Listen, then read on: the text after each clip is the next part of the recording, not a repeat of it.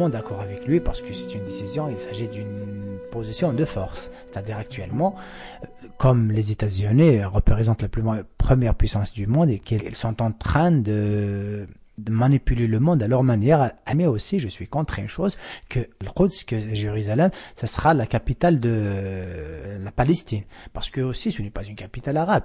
Enfin, à mes connaissances, Jérusalem c'est le berceau des trois religions du monde, c'est-à-dire l'islam, le christianisme et le judaïsme, voilà. Alors pour moi, il devrait être une capitale mondiale pour toutes les religions, et c'est-à-dire que ça sera toujours sous le contrôle de l'ONU, mais toujours qu'elle reste un patrimoine humain. La déclaration de Trump, je redis toujours qu'en quoi il s'agit d'une loi de l'imposition de la loi du plus fort. C'est-à-dire là, elle est en train juste de mépriser les nations faibles, tout court. C'est-à-dire, si je parle sur le plan national, la réaction qui devrait être sur le plan national, on devrait donner plus d'importance à ce qui se passe sur la scène nationale plus que ce qui se passe à la scène internationale. Aujourd'hui, je dirais les Kabyles ou bien les Berbères en général, ils sont méprisés par le pouvoir. Comment vous acceptez qu'en quoi la langue arabe soit dominée dans un pays de Berbères? Dans ma pensée, tout le monde a le droit de parler sa langue, alors moi je dirais qu'au moins, elles seront, la majorité ou bien le berbère, elle sera l'égale de l'arabe.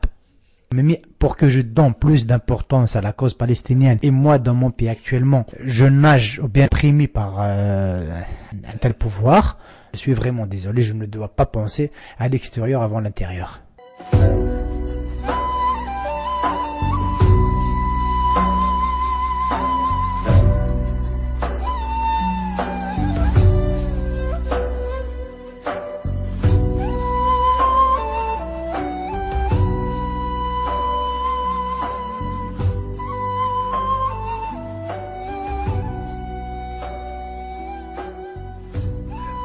C'est le professeur Belkacem Mostofawi, directeur du laboratoire de recherche médias, usages sociaux et communication de l'École nationale supérieure de journalisme d'Alger.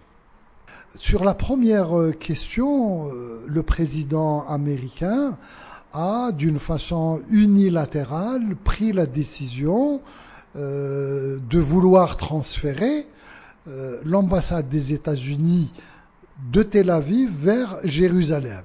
C'est une première et bien entendu l'ensemble des États du monde où la plupart ont noté l'iniquité de cette initiative. Maintenant, sur le fond des choses, qu'est-ce que cela pourra changer? C'est bien entendu toute l'évolution de volontés multiples vers un État de fait, un État de droit qui soit de l'OLP, de M. Mahmoud Abbas, qui est reconnu à travers le monde, dans beaucoup d'États du monde. C'est la reconnaissance de l'État d'Israël. Ce chantier qui a été ouvert depuis très très longtemps, d'abord les accords d'Oslo de 1973, a été couronné de certains succès. Cette décision de M. Trump aussi, je crois qu'il est bon de le noter, est intervenue quelques semaines après cette réconciliation entre le Hamas et l'État de M. Mahmoud Abbas, que commande M. Mahmoud Abbas. Qu'est-ce que cela va donner? Je crains fort, malheureusement, que des initiatives de jeunesse aillent vers une autre forme d'intifada, c'est-à-dire de nouvelles formes de guerre qui seront assez préjudiciables. Ce qui se passe, c'est que nous sommes dans un contexte de mondialisation, de rapport de force. Après 1989, la chute du mur de Berlin, il y a déjà une certaine unilatéralité, un seul gendarme dans le monde en fait. Même si jusque-là, avant Trump qui est jusqu'au boutiste, nous avons eu Bush, la guerre contre l'Irak. Il y a un gendarme réel dans le monde, c'est les États-Unis, même si cette dernière quinzaine d'années, la Chine a bien émergé sur le plan de l'économie, le Japon, le Brésil, mais le diktat des Américains, l'unilatéralisme est de fait Là, c'est une caricature en fait. C'est un acte caricatural d'unilatéralisme. La question... Tout à fait. Maintenant, ce qui va se passer dans cette mondialisation. Nous avons eu des échos, et d'abord de M. Macron quand il était venu à Alger, qui a dit regretter l'initiative, et d'autres vont regretter. Est-ce qu'on peut imaginer que l'Union européenne, parce qu'il est question de sens de rupture de relations avec les États-Unis, ça serait avec les autres puissances du monde. Il y a la puissance américaine. Est-ce que la Chine va aller dans cette logique ? Je ne crois pas. Est-ce que le Japon irait? Est-ce que l'Union européenne irait? La logique. Reste maintenant ce qu'on appelle le monde arabe, d'une façon tout à fait vague, bureaucratique, sous l'impulsion de l'Arabie saoudite puisque c'est le bailleur de fonds. Est-ce qu'il y aurait des décisions concrètes réelles d'aller vers une rupture? Connaissant les relations économiques, stratégiques, militaires entre l'Arabie saoudite et les États-Unis, j'en doute très fort. Maintenant, il y a beaucoup de ces États qui n'ont aucune relation diplomatique avec les États-Unis. Même si en Afrique, beaucoup de pays africains ont des relations, bien entendu, y compris le Maroc.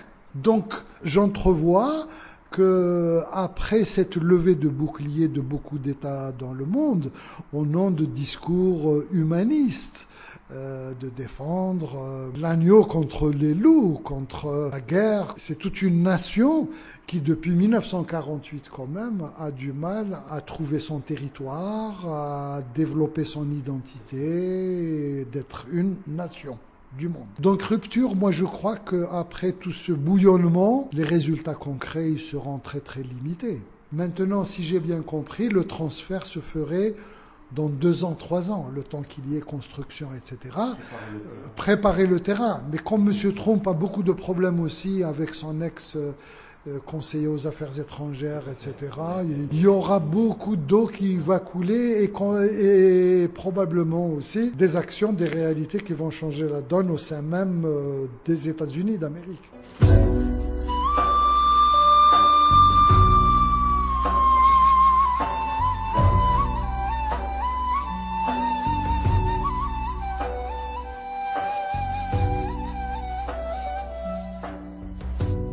Je pense que c'est une décision déjà unilatérale et réfléchie. Et puis Donald Trump, le président américain, n'a pas à prendre une décision pareille parce que ça relève d'un droit international. C'est une question qui date de plusieurs années et il y a l'ONU qui essaye de résoudre le problème depuis des années. Et il y a les négociations qui se passent à chaque fois, mais malheureusement qui s'arrêtent d'ailleurs entre les 2 États. Il y a une solution qui a été proposée par les 2 États, par presque tous les pays du monde et la communauté internationale à ce que Jérusalem soit la capitale des 2 États. Là, Donald Trump, il prend une décision unilatérale.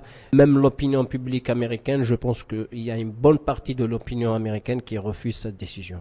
Aussi, je pense que dire qu'on va arriver à une situation où les États-Unis seront isolés, c'est pratiquement chose difficile. Là, on parle d'une puissance mondiale.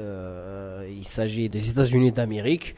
Mais ce que l'on sait pour l'instant, c'est que tous les pays, ou du moins la majorité, ont dénoncé cette décision. Donc, ça donne déjà une idée sur le fait que il risque qu'il y ait des retombées sur les relations internationales, mais admettre que ça va arriver au point où les États-Unis seront isolés, je pense que c'est tous les pays du monde qui ont intérêt à partager des relations avec ce puissant mondial. Une dernière question par rapport à ce sujet. Certains spécialistes en relations internationales avancent que la représentation américaine dans le Moyen-Orient, c'est bien Israël. Cette décision est venue justement pour renforcer cette logique de préservation des intérêts des départements américains dans la région. Oui, tout à fait. La logique, en fait, l'allié ou le bon client ou l'allié stratégique des États-Unis d'Amérique, ça a toujours été l'État d'Israël. Et avec Trump, justement, pour que ça aille, parce qu'il y a beaucoup de problèmes intérieurs, le président des États-Unis ramène les questions d'intérêt stratégique des États-Unis dans le monde vers des points de focalisation comme celui-là. Donc c'est défendre encore plus l'État d'Israël. Et entre l'État d'Israël qui est strictement allié et des alliés forcés, j'allais dire, que sont l'Arabie saoudite et le Qatar, même si l'Iran est contre eux, je crois que les États-Unis ont tout loisir en fait de continuer leur chantier sans aucune impunité, sans consultation. La preuve, il n'y a pas eu de consultation. De mon point de vue, c'est une entité, pour ne pas dire un État, c'est une entité qui représente du moins les intérêts des États-Unis dans la région. Ce pays, là je parle des États-Unis, ne veut pas lâcher Israël. Et on va dire pour pérenniser les intérêts, que ce soit stratégiques, économiques ou autres, du pays dans la région du Moyen-Orient, parce qu'il s'agit là d'une région très stratégique dans le monde.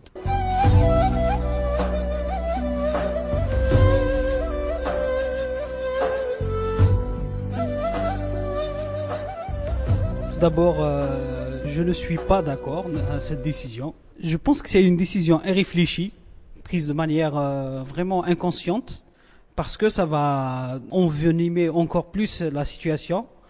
Déjà que c'est pas stable depuis plus de 50 ans. Là, ça va jeter de l'huile sur le feu. Ça va provoquer, je pense, des violences, pas seulement en Palestine, mais même d'autres pays arabes qui soutiennent la Palestine.